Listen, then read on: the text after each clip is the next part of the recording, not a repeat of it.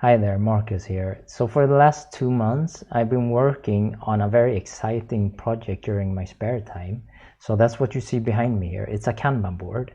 And while a Kanban board by itself is very, very unexciting, it's probably the most boring thing you can think of. What this has is, one, it has AI workers. So it actually has workers that can solve tasks for you. They are dynamically configurable, so you can set up different workflows of AI agents. And for people that have followed this channel before and know the AI interpolator, each of these AI interpolator becomes a worker in this system. But you can also develop with the code workers, and there is a plugin system where others can hook in as well. It also has AI project managers. So if you're creating a task and you don't know who to assign it to, you can assign it to the AI project manager, and the AI project manager will try to split this up into micro tasks that the AI agents can solve. If there are no AI agents or AI worker agents to solve it, it will give it to a human worker instead. So it works in a hybrid mode. You will also later have AI reviewers that can actually review what a human has done or review other AI workers' work. So I'm gonna do 4 showcases now. They are of complex workflows. They are in chapters, so you can see chapters in YouTube if you want to skip to something.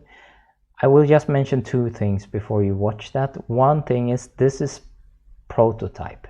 So it is free and open source software, which means that you can actually test it now, but the word test weighs heavily here. So I will not take responsibility, which is anyway true for open source. I will never take responsibility for how you run it. But in this case, I will tell you it works around 30 to 40% of the time on the complex workflows. It might get stuck in a loop. The API will change. So you know, test it, but do not trust that you can use it in the future as it is. The second thing I will mention as well is these workflows are cut in the video. So if it looks like it takes 10 seconds sometimes for the AI worker to solve some task, it takes between 30 seconds to 10 minutes depending on how complex the workflow is. So with that said, afterwards I will speak about how basically this is built, what will come next, because there's gonna be added a lot of stuff. I'm gonna try to do Slack Teams integration, maybe Jira integration, and some other stuff is gonna be added to this. And lastly but not least, if you're from the Drupal community, so this is built on the content management framework Drupal, then stick around if you're interested in contributing to this module as well. So I will talk about how you can do that. So happy viewing.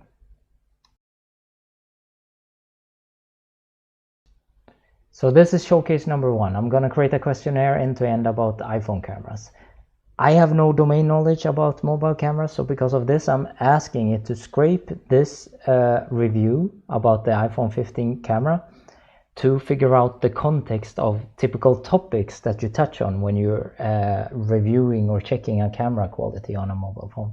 Then use this to create 4 required rating questions, and also add the fields name and email, and put it under /iPhone camera. And it can be called the iPhone camera questionnaire, right? I've assigned it to the AI agent instead of a human. So what's gonna happen now, so you get some context about what happens, I'm just gonna explain it the first time. This AI agent takes this epic, puts it in progress, and works as an AI project manager, where it asks around on the system which are the workers available to me and what can they solve. And it doesn't matter if these are humans or AI agents. So in theory, you can have a hybrid workflow, or even a workflow where you just have AI creating tasks from epics. But in this case, I'm gonna showcase how it can solve the issue end to end.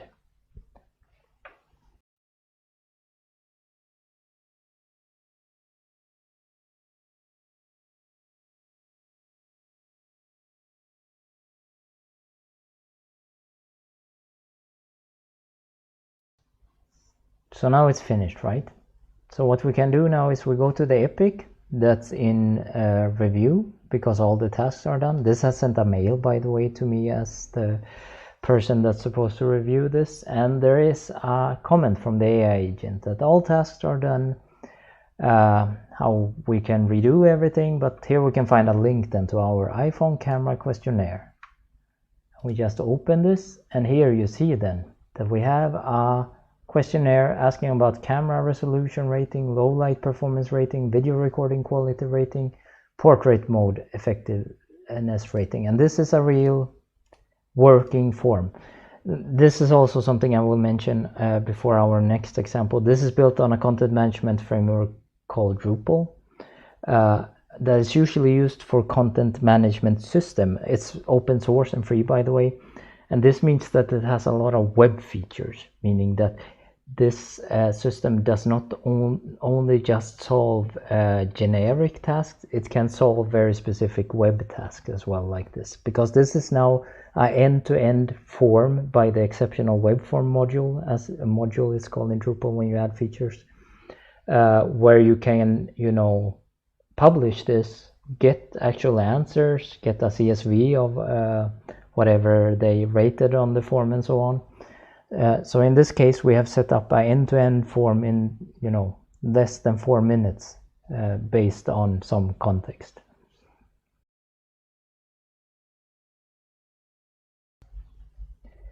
So this task is actually quite interesting because it's going to take two very complex workflows and merge them together. So it's a research workflow and it's a podcast producing workflow. The research workflow is very interesting because what it can do in this case, if you read the prompt, I want to know all about what the Swedish newspapers write about the Sweden versus Portugal game yesterday. So this was a football game. Yesterday I'm recording this on the 22nd of March 2024. It will understand from this context that the search it should do should be on Google News because I'm asking for yesterday, and it does understand that it should do it on google.se looking for stuff in Swedish. Now I understand Swedish, I am Swedish, so I can actually check that what it's spitting out is correct, right? So how this works, it actually goes and searches for links, it scrapes those links, uses that as context when it summarizes everything. And then we're going to take the summary and it's going to produce a personal podcast for me. So this is a podcast show that I have set up. That's what it's going to do is that it's going to create a Marcus Johansson personal podcast with an intro, and they have an expert and a host that talks about whatever topic I throw at it. It's also going to tell me the sources that it used for its knowledge, so I know it's not just making up stuff. So yeah, let's see if this works.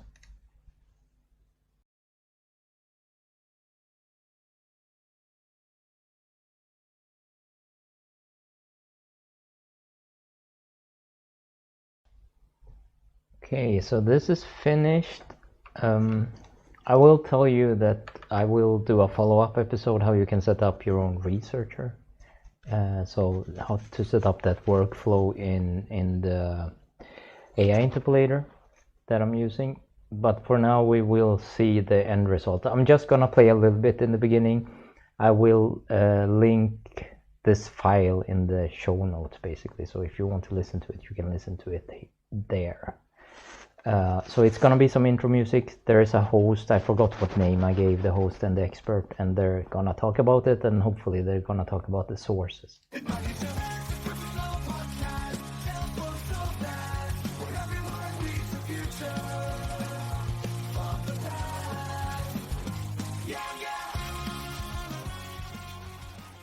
Hello, and a hearty welcome to everyone listening to Marcus Johansson's private podcast.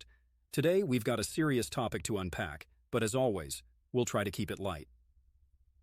Joining us is the one and only Jenny Kearns, an expert who's been closely following the recent football match between Sweden and Portugal. Jenny, welcome to the show. Thank you, Mark. It's important to clarify that my analysis is based on the sources from the websites Aftonbladet, SVT, Svensk Fotboll, Svenska Dagbladet and Fotbollskanalen. Great, Jenny. So Sweden let Portugal take over the game pretty early on. Can you break down what went wrong for Sweden in the beginning? Certainly. Initially, Sweden managed to keep possession of the ball, showing a few promising passing sequences. However, Right, so you can hear that she started talking about the game. Of course, I could have asked her for specific quotes or stuff like this, and that might have been more interesting. What I will mention with this workflow as well, since, as I said, this is built on a CMS system, there is already a system for generating podcast RSS feeds.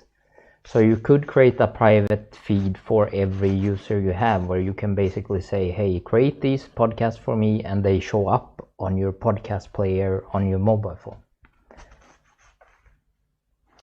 So I will just show it here. You can see this is my phone synced. So if I turn off, turn on, it's mirrored. So I just unlock it, and this works on iPhone as well, of course. I happen to use an Android, and this start screen is not how it usually looks. I don't want to, show all the apps I have. So I click Pocket Casts. Super app, by the way. Highly recommended, at least on Android. I don't know on iPhone. Then you see there's a personal podcast, and there is our generated podcast. I'm just gonna forward here. I have to turn up the volume. Of the ball, showing a few promising passing sequences. However, and I hope this goes through with the microphone. It should. Portugal then up. And yeah, that's it. So, you create a ticket in the Kanban system. If you trust the system well enough, you can just get on your flight, or you're, into a car, or go walking, or wherever you're listening to podcast, and it shows up. And it doesn't have to be a podcast like in this example. This is a dialogue creator, so you can basically write exactly how it's supposed to write the manuscript. So if it's a monologue, like a narrator or something, that's no problem. If you want to have a panel of 10 different virtual people, that's no problem. You can write it exactly as you like. Also how they're gonna talk and so on. What style of talking, what political views you want the persons to have. So yeah, it's pretty cool. On that note, I will just show one more thing. So there is this URL you can go to where you can listen to a 100% autonomous podcast that's made by the AI Depolator. So the other project that runs some of the agents I show here, and this is production ready. So this is 100% autonomous. The research, the editorial choices, the script writing, and the personalities and their voices is all AI. This is just running by itself. I'm not touching this anymore. So while the subject about Drupal weekly news might not be so interesting to you, you can see at least how far autonomous AI have come, at least in the open source space. There might be a space where it's even come further, but this is, as you can see, available in 4 languages. I could add more languages, but it's a personal cost to me, so I have it in 4 languages currently. There's XML, so you can actually listen to this in your podcast player as well. You can find them in most podcast directory if you search for Drupal weekly news.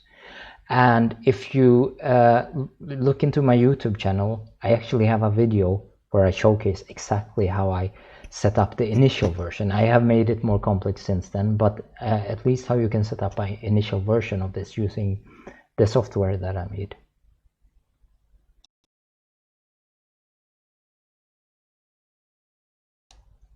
Next task, we're gonna cut out from my YouTube video. So this is a YouTube video of Jensen Huang 1 year ago talking about the advent of generative AI. So what we're asking is, take this YouTube video and cut out the most interesting soundbite that is less than 40 seconds. So we're gonna get a video clip back. Here we go.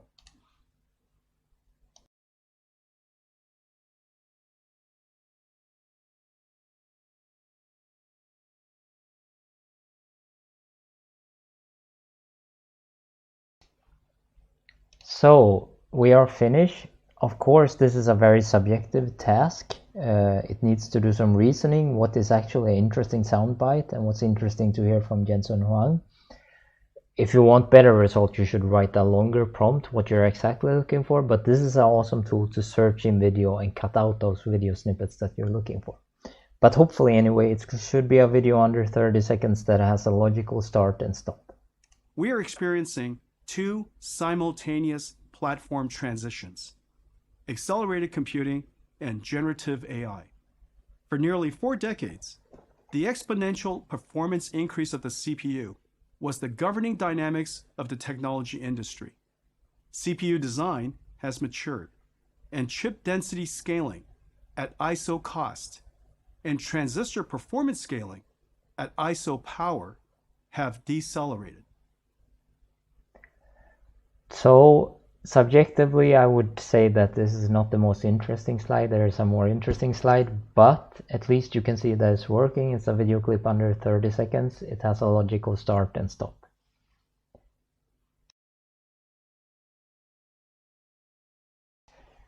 Next task is something that's pretty simple for you to do yourself. You could just use DALL-E or something, but I'm gonna prove that you can use different models and that you can use private models. So in this case, the task is, I need an alibi. I said I would be in Paris this week, but I never went. Could you create one image of a beautiful Paris sunset as depicted by a Canon EOS 2000D? This will be done via DALL-E, and another image of Marcus using the Marcus model in front of the Eiffel Tower. So the Marcus model is this. This is a model that's hosted currently on Hugging Face. I'm using the Hugging Face inference API, and hopefully the project manager is smart enough to split this up into 2 different tasks, where one goes to DALL-E and the other one goes to Hugging Face. So let's see what happens.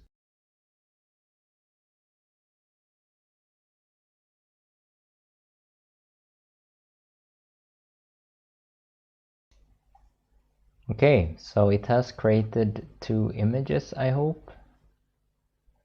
In this case, I will actually go into the task to see the results, because I want to click edit as well. So you see it has generated an image of a beautiful Paris sunset. It doesn't look very photorealistic, so the Canon EOS doesn't seem to have mattered. And then it has generated a photo. Yeah. So it has generated a photo of me in a very cold winter in Paris with a very broken Eiffel Tower. So this is Stable Diffusion 1.4. I fine-tuned this model one, so it's a horrible fine-tuned model. But I just wanted to showcase that we can run models from anywhere in this case. And if I click edit on these, I will just show you that they are using different AI agents. So there's an AI interpolator agent text to image, and there's an AI interpolator agent Marcus text to image, which is my Hugging Face model then. So it can run any model. So since I'm not a startup, I'm not looking for investment. Would be if someone wants to do something open core maybe. This has to stay open source. That's just how it is. So I mean, I'm sitting on my free time doing this because I find this extremely fun, extremely stimulating.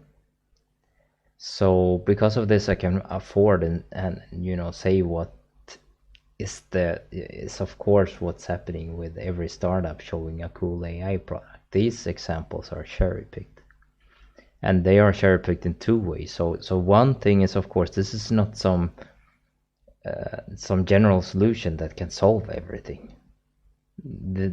This has very specific workers. And the other thing is, of course, I took the coolest combinations of workers to generate something. So, I mean, if those examples are something you look for, it might already be useful for you, but I think it's very much still a prototype stage. It's not even close to having all the workers that I want it to have. And yeah, as I said, this is not general intelligence. It's far from it. It has nothing to do with it. It's in the end, it's just some program microworkers that, you know, hopefully understands your semantic meaning. So I will go into later exactly how it works, but I mean, it is just microworkers that's looking for some input that can be required or can be optional, and it looks at LLMs looks at your text and tries to clean this so it fits these inputs, and then it gives out outputs that other microworkers can understand. That's what it is. So what I have built on top of this, and this was kind of a plan from almost from the beginning, is that I already built an automation tool for Drupal. I comment to later what Drupal is. And this tool can combine many APIs and many different workflows. So you might, with this, you can combine it to probably tens of thousands of actual workflows. Most of them are very mundane. So not cool stuff like I showed you. But there is a way to build these, and these are dynamically built in the graphical interface. So you don't need to code this. But there is also the way where you can code something, of course. But this, I think, can become very powerful, because think about this example. So there is a CSV microworker already that can take data, unstructured data, and put this in a CSV, hopefully later Excel file, but right now CSV, and this you can open in Excel, right? I'm currently working on a lighthouse runner, and this is just gonna take some hours, but I still haven't finished it. But and lighthouse, for those who don't know it, it's to doing web audits, so like checking how well written the front end, at least, of a website is, and how much how good it is in terms of SEO or performance and so on. And this is, of course, for anyone with just bare technical knowledge. It's not hard to open a browser and run this. But if you have this CSV inputter and outputter, you could easily do something like you want to do a competitors analysis, or maybe you're interested in investing in web pages or something, and you could give a CSV with 100 rows of different web pages and tell the system that, hey, check these every day for lighthouse score or some other audit score, and put those on a CSV. Or you can already graph it as well, so you could graph it, right, and just follow these daily. And this is something I think actually is useful. So but I wanted to just damp the expectations, so I don't overpromise something here. And as it is open source, right? So it's not that I'm not trying to sell something. So just don't think it is what it. Don't think it is something that it isn't yet, at least. But I mean, I can just take one example here. This is more mundane, right? But this is something that would take me at least 10 minutes to do by myself, right? Can you research which is the best time to release a YouTube video? This goes through the top 20 search results for this query and summarizes it and gives me a short answer, right? So, because if I did it by myself, you should at least not just trust the first search result, right? You should start reading in why it is like that and so on. And a lot of the first or second or third search results are sometimes very SEO optimized, so they actually don't answer the question so well. So this is just an example of a mundane workflow where it actually has helped me. And talking about that, as I said, there are ways you can dynamically build this. So I just spent 10 minutes now just to write down some examples of stuff that I could think of that it can already do. And this is not everything. There's probably thousands of things it already can do. And I will just go through those by clicking. I'm just in a PowerPoint there. When you watch it on YouTube, I'm not going to talk here, so just pause if you want to read this, or just, skip it.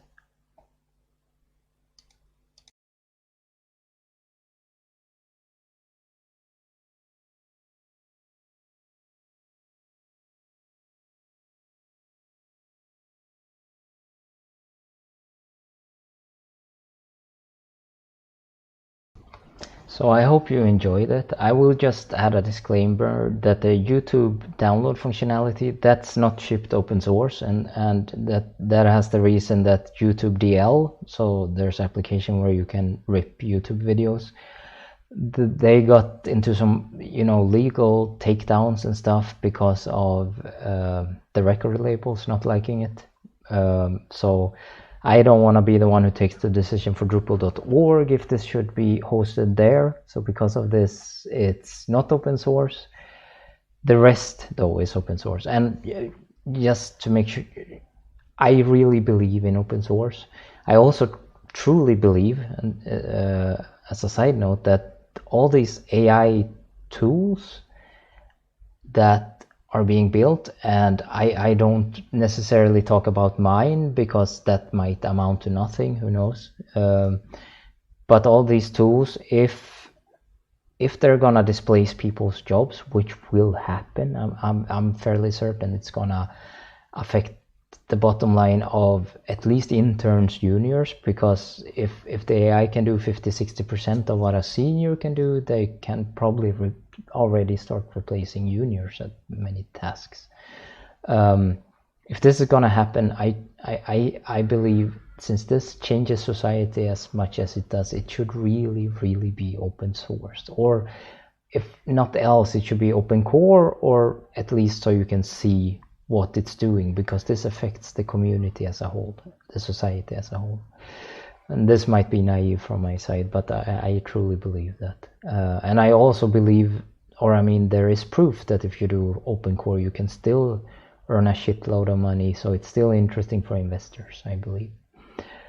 And with that being said, then, this is built on top of structure other people has done, because there's no way that you can build something like this by yourself. This is only me. I'm the only one who has been working on this.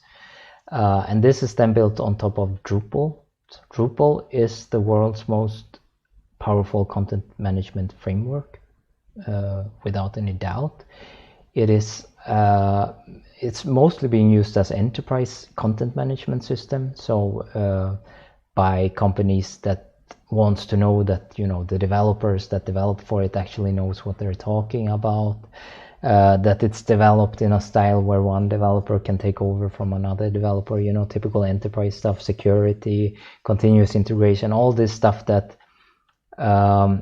WordPress doesn't have. I have developed for WordPress. It has its other use cases, and these usually get compared. I would say they have nothing to do with each other. They are two completely different things for completely different markets and for completely different customers. So I would more compare it to an actual framework, Drupal, than a content management system, or at least something like WordPress.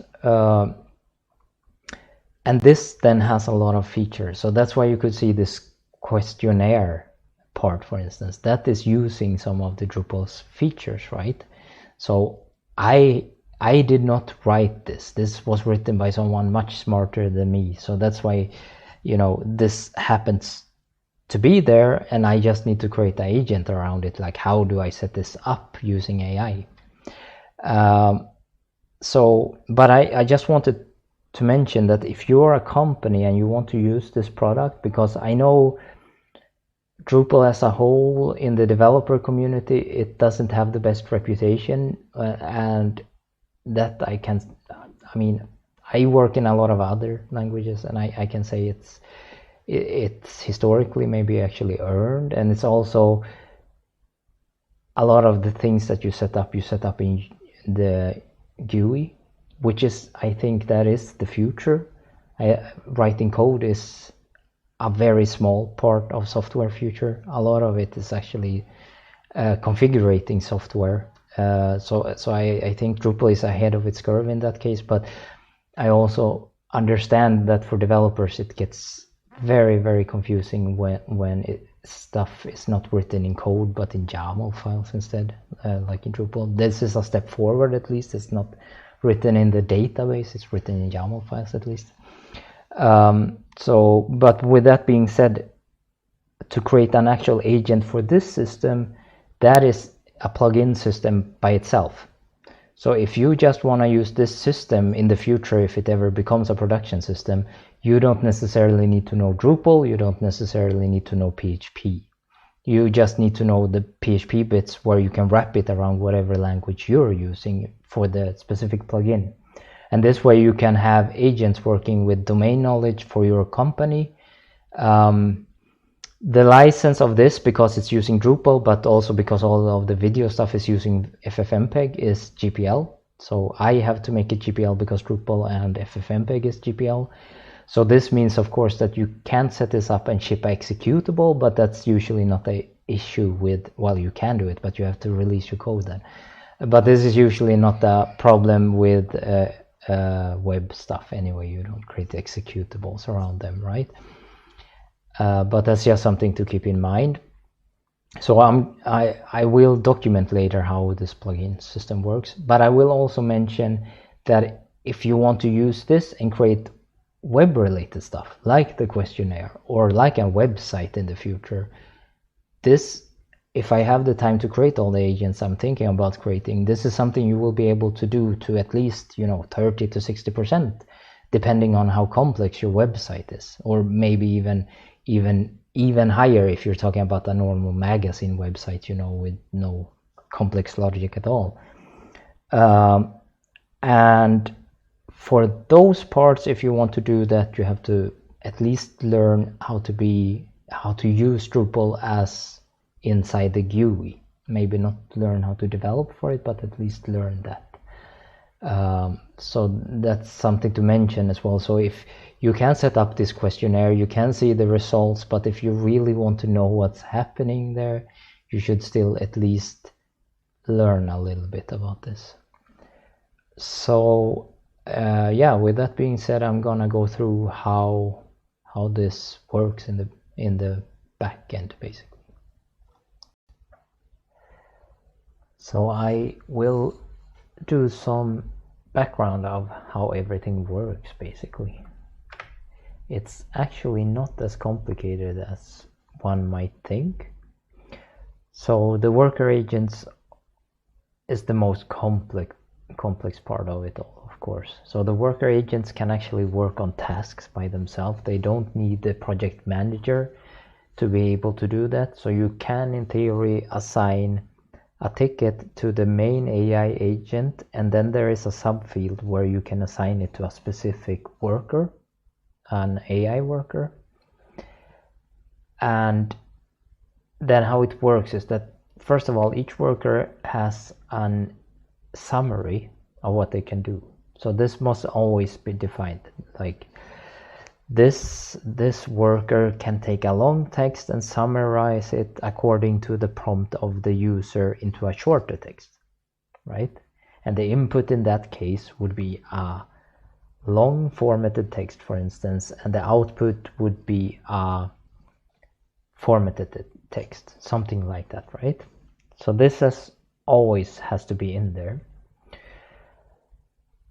Because this is done in Drupal, the field API in Drupal makes everything around working with highly complex field extremely easy, both for the AI to understand what is required from it, because this is always well defined.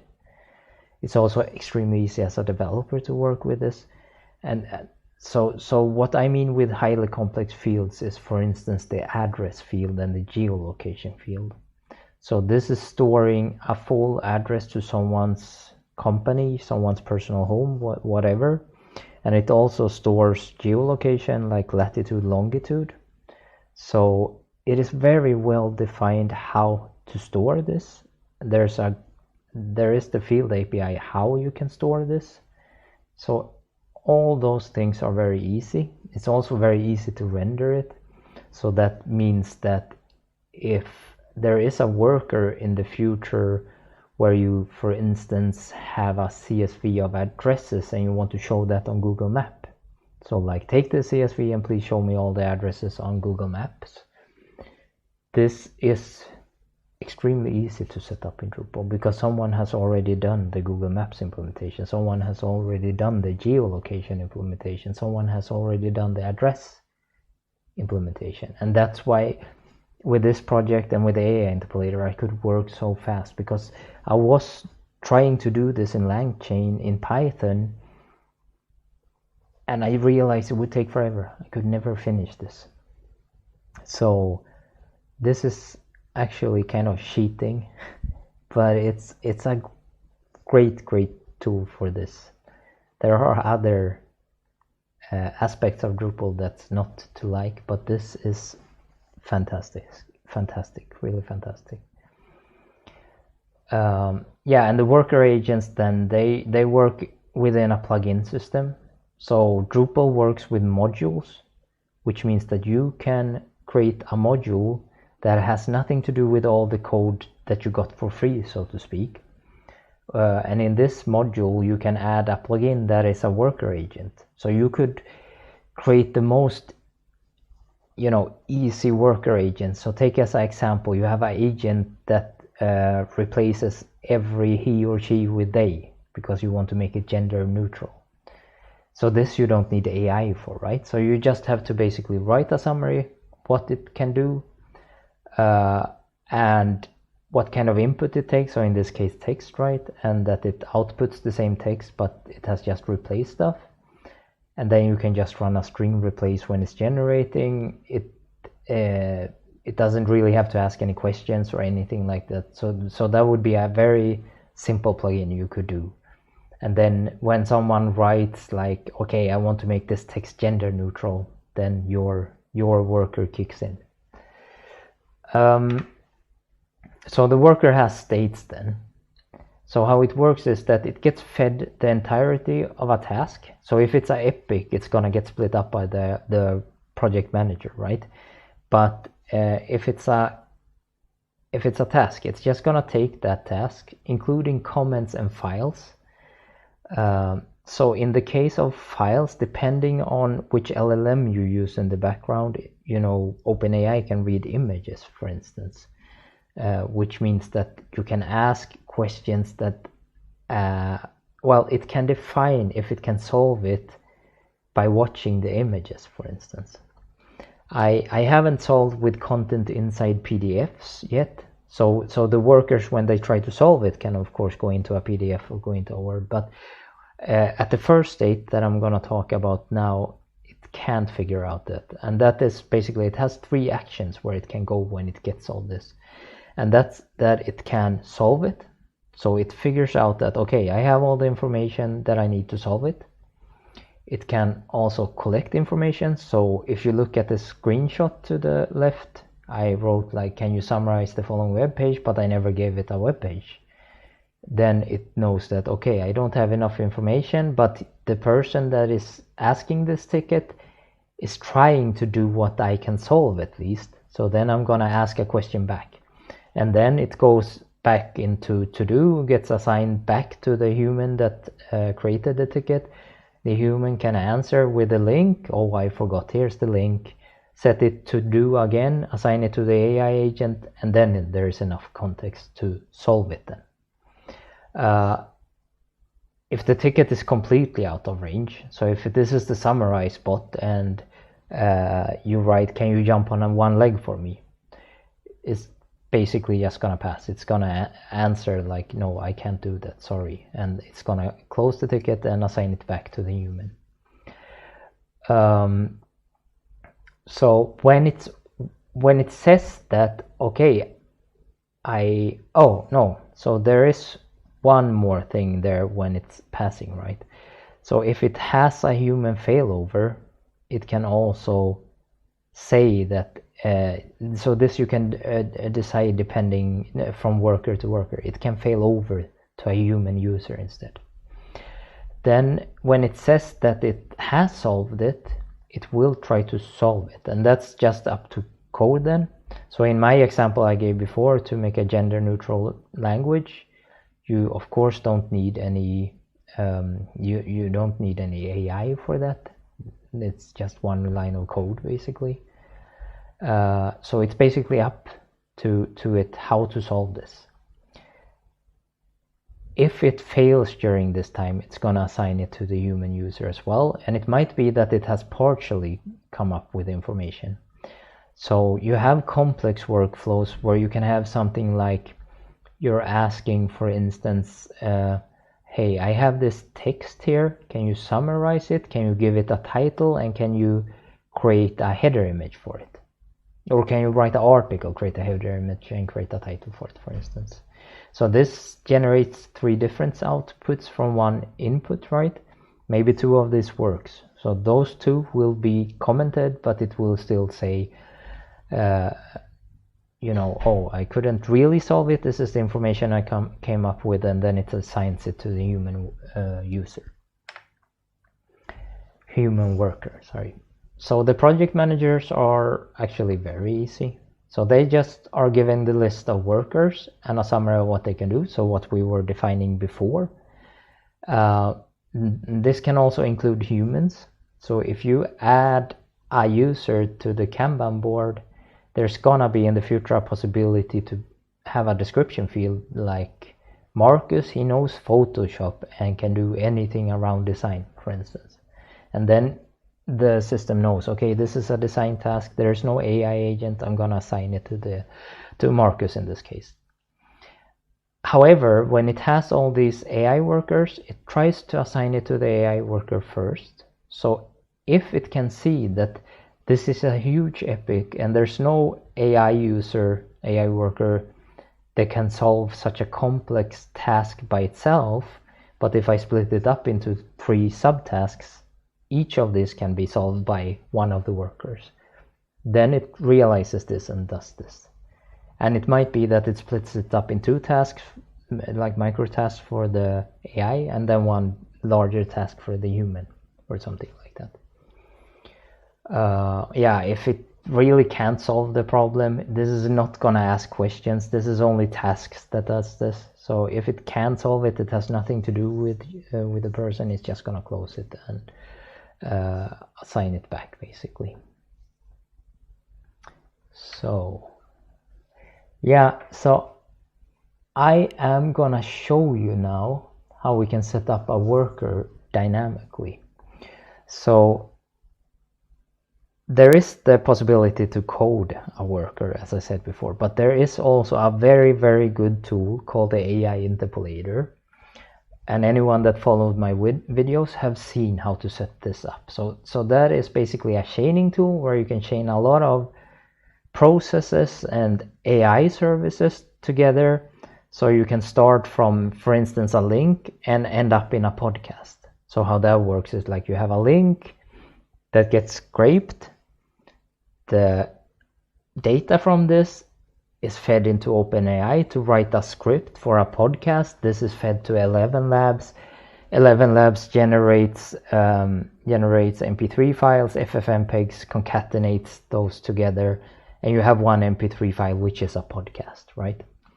So that's a typical complex workflow that you can still set up dynamically via the AI interpolator. So the AI interpolator, when I started that idea, I had nothing like this in mind, but I realized very soon after I started, like, hey, these are independent workers.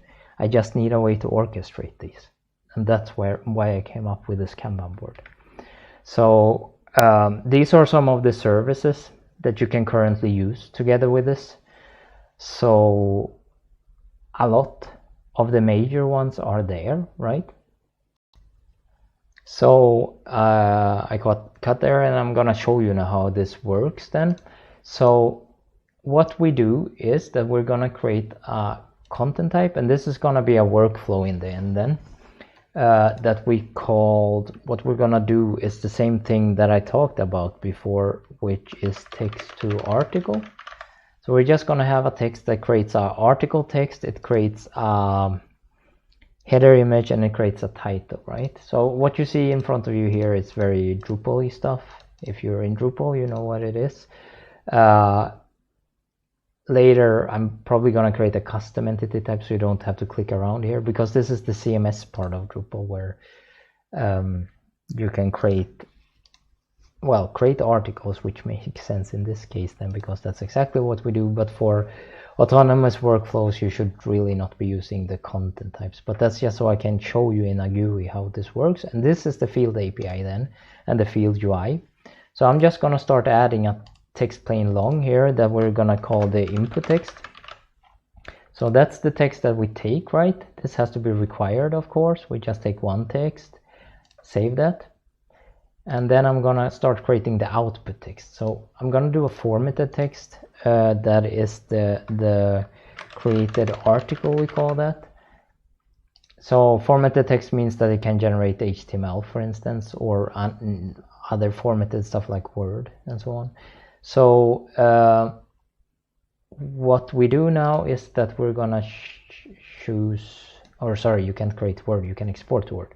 We're gonna create use the rule OpenAI text long. This takes one text field and basically ask GPT to do this text into something else.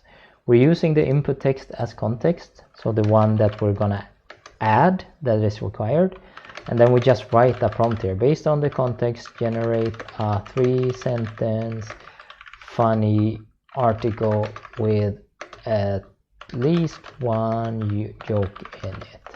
So I just make something really small here.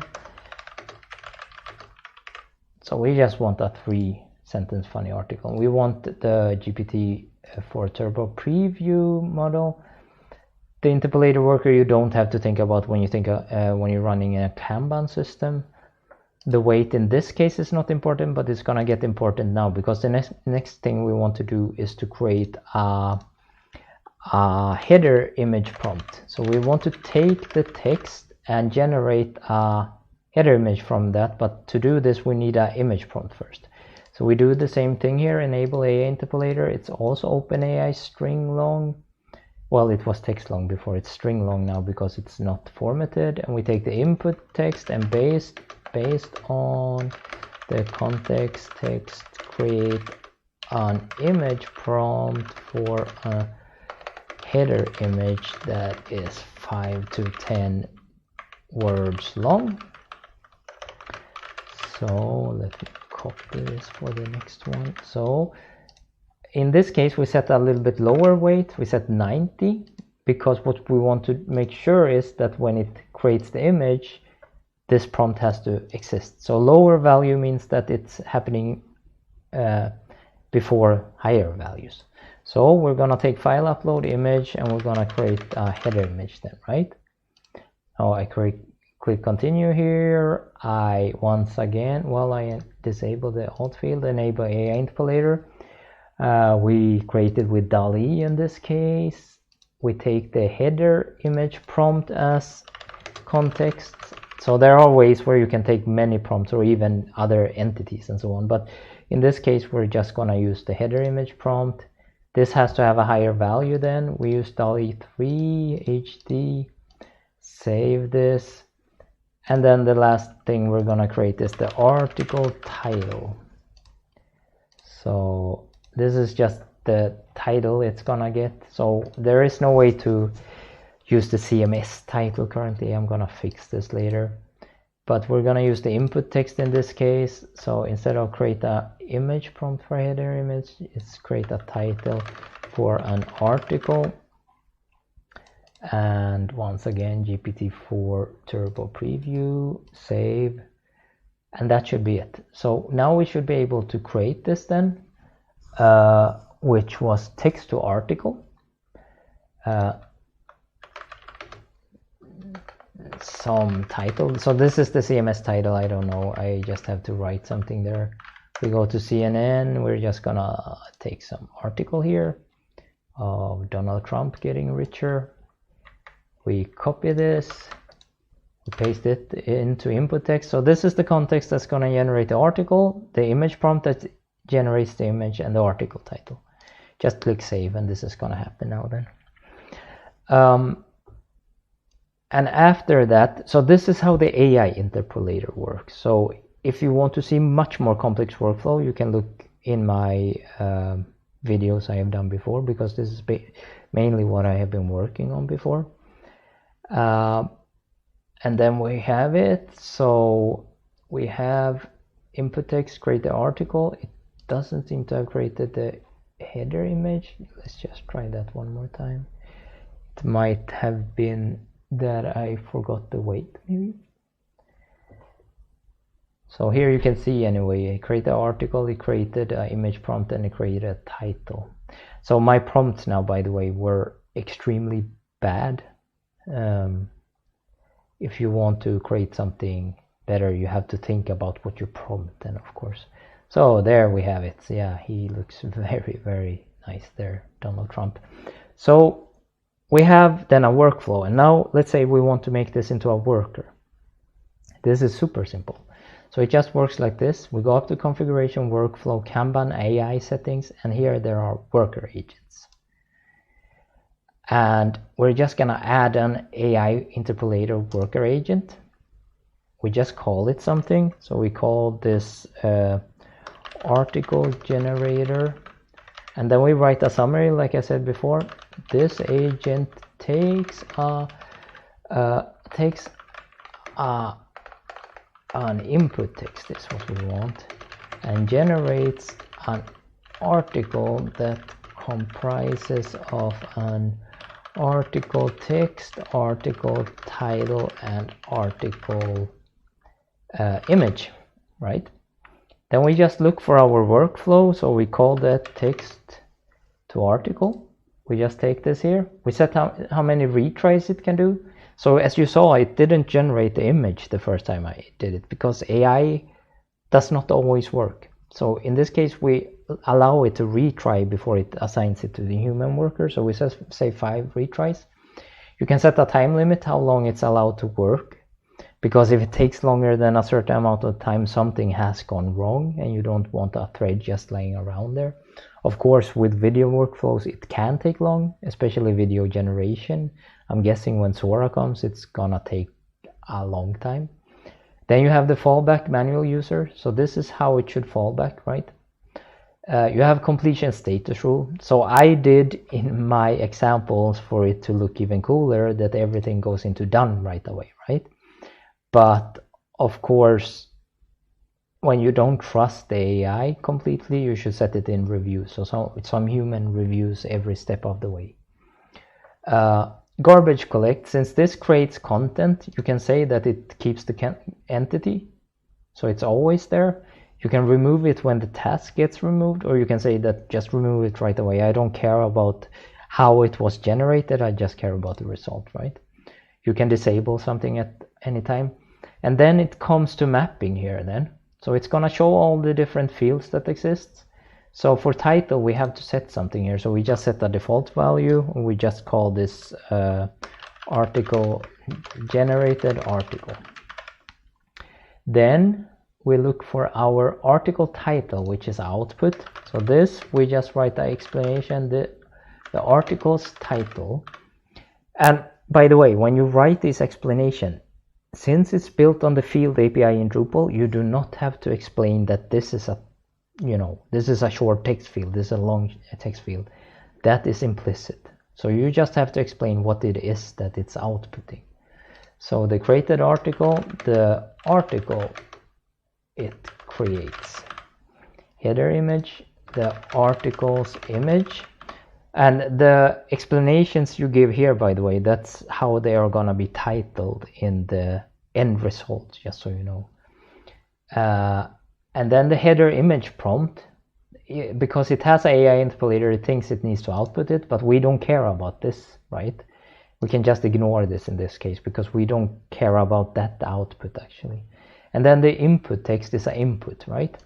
And that's just the text that should be used to generate an article.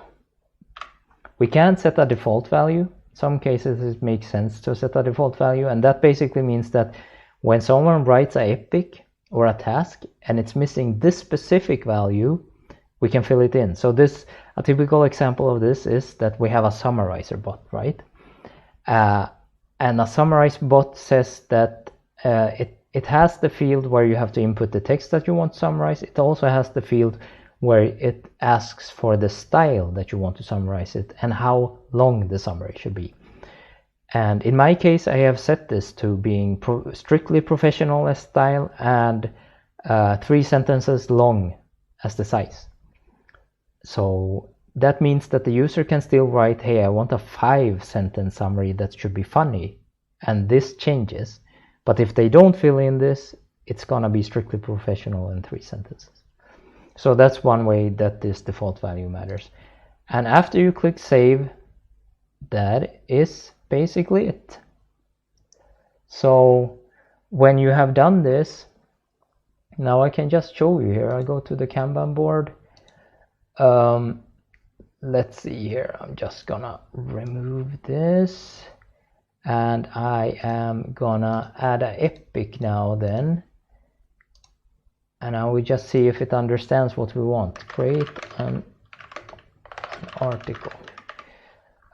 We assign it to the AI agent. We set it to do. And then we say create an article from the following text. Oh, yeah, okay, I have it there. Wait, I paste it like this. And we're gonna save it. We have create an article, and let's see now if it actually chooses to create our task that we want it to create.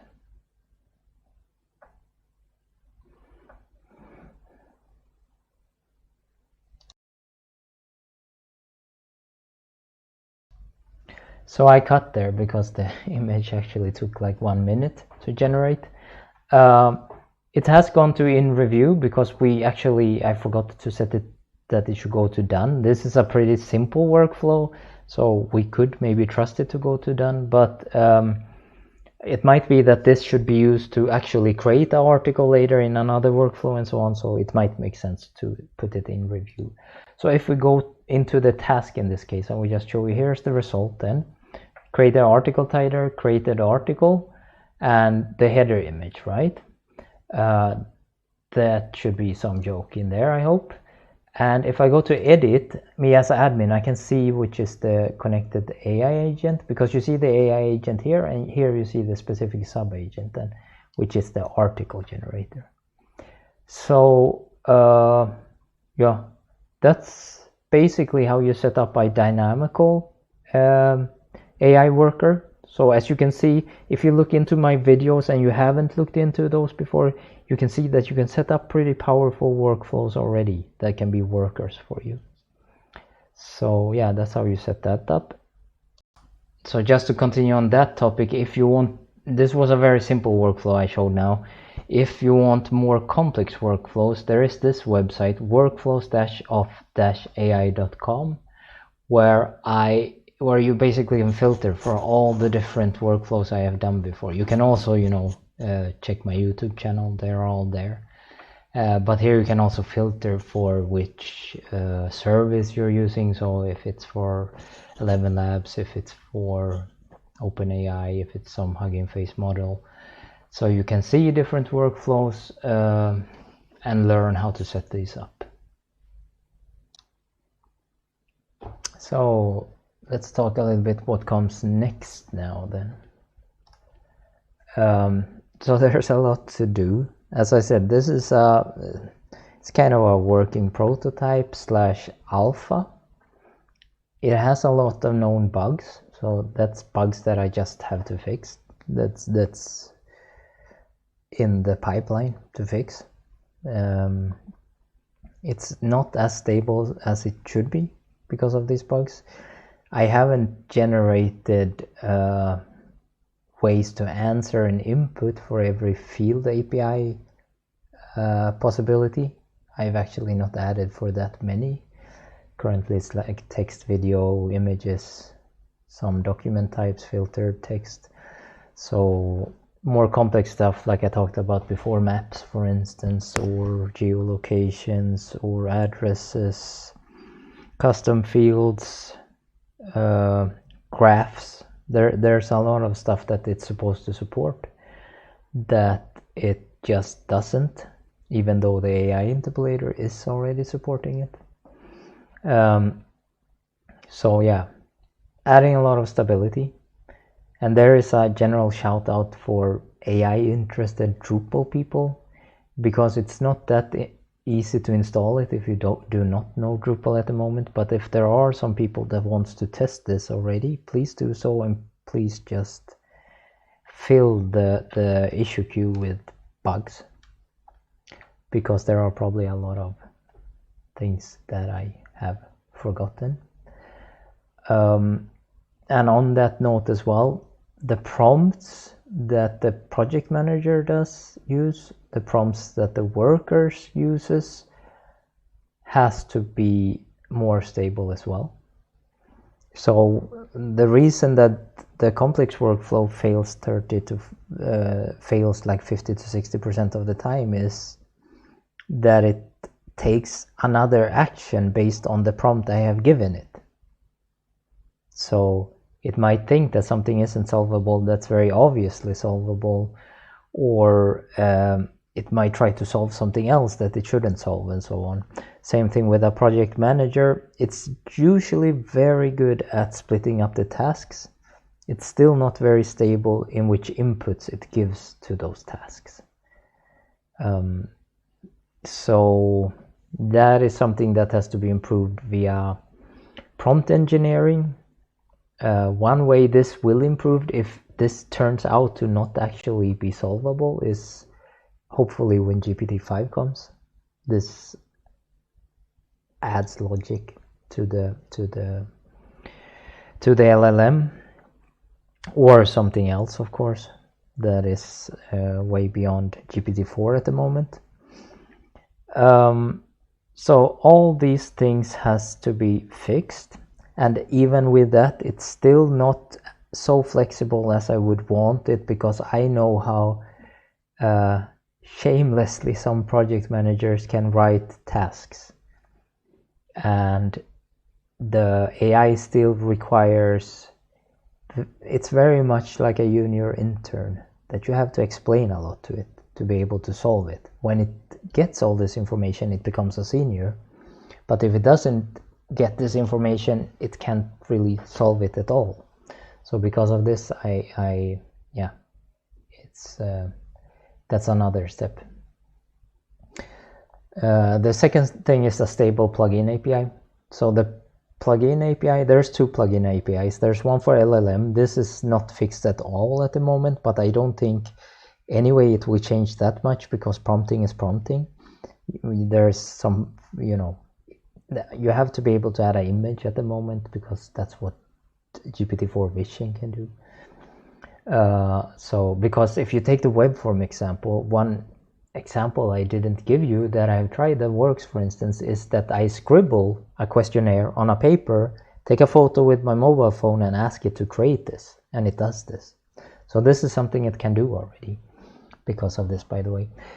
So this has to be more stable. The other stable plugin API is, of course, for the workers. So there might be states in terms of reasoning, maybe, that I haven't thought about, where it can ask for feedback for how to reason, for instance, or other things, how it can work. There is also a plugin API for how the workers sends back the solution. So currently there is direct solution where it gives it back directly, and then there's asynchronous solution. So when something like Sora comes, or if Heijen ever approves that I can get a free account instead of paying a crazy amount of money to access their API, these services usually take very long time to generate, right? So you have an initial API call, and then you're polling until something is finished. And this would be a asynchronous call, because it makes no sense to add this call and then just sit around and wait. It's better that later on a cron job it checks stuff. But this is done already. But there might be some other way to write a solution. That's another way in the future. Then the next step is for Drupal enthusiasts in general, but also the general public. And that's to create a Drupal distribution. So you don't necessarily need to know Drupal, and this would have an installation first page where you have to give your OpenAI key, your 11 Labs key, and whatnot. And even better, bundle this in a Docker image. I have to check the licensing of Drupal. Maybe that's not allowed, but if it is allowed, then I want to do this. So anyone that wants to test the system can just run a Docker command and have it up and running. And this would, of course, go against the Docker principle of having one service per Docker, but that's, I could set it up in Vagrant or something, but It's better to have it running in Docker. And it requires very specific things for video to work. For instance, you have to have FFmpeg. I'm probably gonna make PDF readers later where you will need to be able to have some certain Python code running in the background. Right. So agent reviewers I already talked about. So I have tested it in theory, so it works. So one reviewer I've tested, for instance, is taking the whole graphical design rules for Coca-Cola, which like what is the colors, what are the fonts and stuff like this, and I've made my own banners and asked like, is this following it? No, it's not following because of blah blah blah. So that's a way you could have a reviewer that puts it back into do because your result is not what it's looking for. Then this is easy to do, but that's just not done yet. So just so you know, currently it's synchronous workers. So basically it's working on one task at a time. When one task is running, no other task can start. This is going to be asynchronous, of course, so you can start tasks at the same time. The biggest problem with this is to make sure that tasks has to be able to say which APIs they use, because APIs has rate limits. So you don't start 5 11 labs jobs at the same time, and maybe concurrency is only 2 there, and then 3 of those fails because they started at the same time and they're not allowed to make 11 labs calls at the same time, right? So this is a little bit more complex than it sounds at first glance. I have already started on hierarchical project management. So this works like any big enterprise where you have middle managers, right? You have a middle manager that specializes in the design department, and this person knows which are the design workers I have to use, right? And this will be the same thing. You have a general manager who can ask managers that has summaries what they can, which workers they can provide, and they ask the workers. So in that sense, you can have a really big team, because right now the max I've tested is 90 workers, and there it still works for the project manager to figure out who does what. But I'm pretty certain when you have 1,000 workers that it will fall apart, and then it makes much more sense to have this hierarchy. ACL is something that has to be added. There's no there's some permissions right now, but there's not permissions per system, and you could, someone that doesn't have access to, for instance, generate an article could use this as a backdoor to generate an article. So right now, if you use it, just use fully trusted users, right? So this needs to have some kind of smart ACL for this to work. Then I want plugins for external services that can communicate with the actual Kanban system rather than the AI interpolator. So that means Slack talking to them, Teams talking to them, Mail talking to them, maybe Jira as well. I'm not sure how to solve that, but I think that could be something.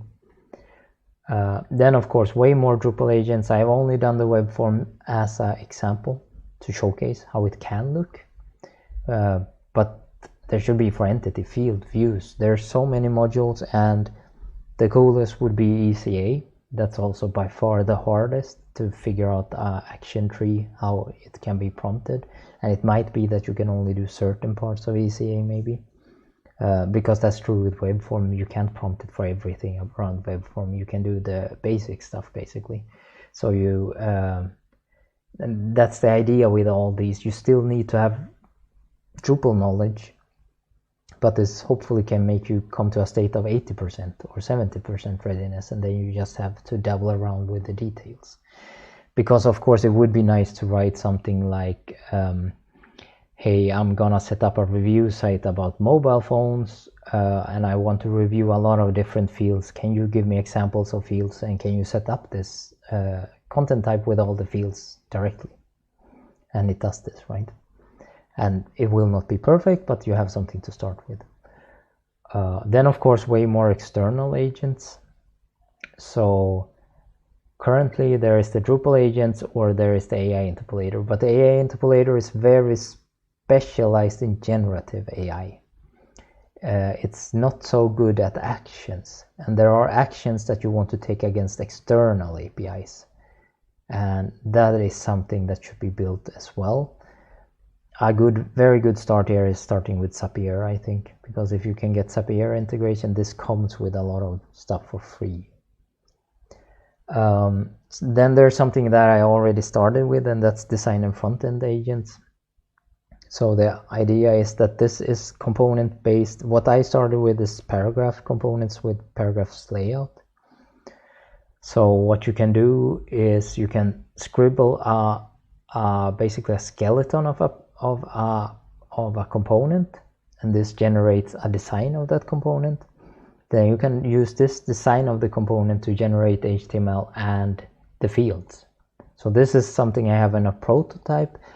I don't have time to ever finish this, so if someone wants to help me, please shout out to me, because this would help build catalog sites a lot faster.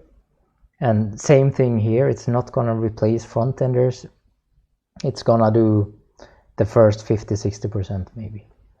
And it's also going to replace on the long tail, of course, if we're talking about, mom and pop sites that have no money to generate a website or pay for a website. But to be honest, they might just use WordPress anyway, or Wix or something. So this is what I have in mind, but please, there is an issue queue. If you have ideas like how could this be improved, what should we add to this, please come with ideas in YouTube comments everywhere. Please contact me. I'm interested in all ideas there is. I usually hang on the Drupal Slack, so that's a good place to find me. Otherwise you can do something at marcusmailbox.com. So anything in front of there works. I have catch all. And then sorry, copy and paste error. It's not what comes next, it's contributing. I'm very professional in these videos. So if you're a Drupal developer and you found this interesting and you think like, I want to help out with this, there are a couple of things that I do need help with, and some of them are deterministic. So when it comes to the Kanban board software, this is a module called Mini Kanban that I have created. This will work for sure. I mean, there's no questions about it. So this has bugs. It's missing certain logic that you might expect from a project management software. So if you want to help out with this, please contact me. All the help I can get on not working on AI would be great for me, because that's not fun. I've built stuff my whole life, and building a Kanban board is not fun. It's just basically it was just a tool to be able to do what I thought I needed to do with the agents. And same thing with front end. I am not a very good front ender. I create very sub-optimized CSS, and I am definitely not a designer, UX person. So if someone on that side wants to join forces and create styling that works in Gin and Claro, since everyone uses that, that would be great. If there's gonna be a distribution later, it could even have a custom theme with its own profile, right? So that might be interesting for someone who wants to create a Kanban styling. But then what I need help with, I didn't write it, of course, testing.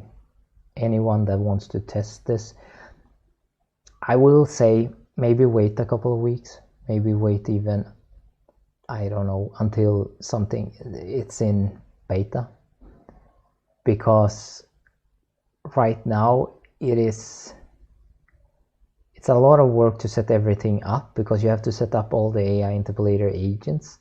So I'm sure if you have the time, please go ahead and try it, but the idea is when I have the initial distribution that is going to come with a lot of standard workflows, because summarizer, for instance, that's something that, you know, everyone is going to want to have a summarizer. So it comes with a lot of these workflows that you can just enable, disable what you need, and that will make it easier to test, of course, as well. So, but what is needed is the agent plugins, and especially if you're a Drupal developer and there is some module that you always thought like, okay, this sucks, or you might have some boilerplate to always set it up in a certain style, and you want to be able to do this with natural text, and you find stuff like this interesting, how you develop this, please contact me. It is, you need to know backend development fairly well, but it is not exceptionally hard to actually write these, and it's more important that you're creative and figure out how a human would think about generating all the things. What kind of actions do they take? Where does this action lead them, and so on? Because that's basically what the AI agent does. So if you think about the web form, the first thing that this does is that it figures out, does this user want to have information? Does he want to create a web form? Does he want to edit a web form? Do they want information about who has answered the web form, or do they want to change something with the state of the web form? So basically that's the first thing, and if it realized creating, it goes into the next action. How do they want to create it? Okay, this is the fields they want to create. For each fields, what is the what fits this natural language field into an actual web form field, and so on. So it's just a trickle down system of prompts, basically. So it's not so complicated. I also built helpers that you can reuse for this, so it can actually be shown in YAML fonts, these prompts, with the actions you can take. So I will do a developer video later whenever I have time, or when someone's interested, on how you can build this. And then in general, with the actual core product, the agent plugin, if someone wants to help me develop this is not something that my company owns, where they want to have some tight control over it or something. This is something I did privately. So contributors, welcome. Also people that are has great creativity and fantasy, please come with ideas, brainstorming how this can be used, because the problem is, this is, as far as I know, at least in the open source, I haven't seen this, and I have seen videos of people claiming that they have this, and they are probably just looking for investments. I don't know. There's a lot of trickery and bogus right now. Everyone is trying to start a startup. It's like the new gold rush AI, right? But a lot of these is just what the AI interpolator is, a wrapper around some other services, right? So because this hasn't been done before, it would probably be very interesting for UX UI people to brainstorm about how this can be used in the best way.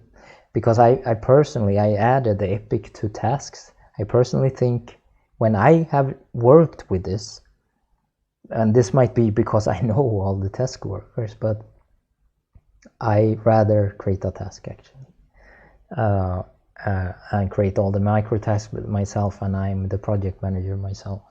So it might be interesting. It will be interesting to see how people use it as well. And now I've talked in this video for way too long, so thank you for watching, and come with feedback. Subscribe if you're interested in more workflows. I'm not sure how much I will show about the Kanban stuff before I have some beta ready or something, but if you're interested in these different workflows, I will continue producing videos like that, because those don't require as much time as this video took. Usually I just sit down and actually do a realistic, so I don't cut videos. It takes the time it takes. Sometimes it fails, and I want to show that it can fail as well. So In this case, I had the segments in the beginning to impress, but that's why I wanted to say it's open source. I'm not looking for investment necessarily. It's just that I wanted to showcase how it will hopefully work one day, always, when you task something. It's just not there yet. So yeah, thank you for watching.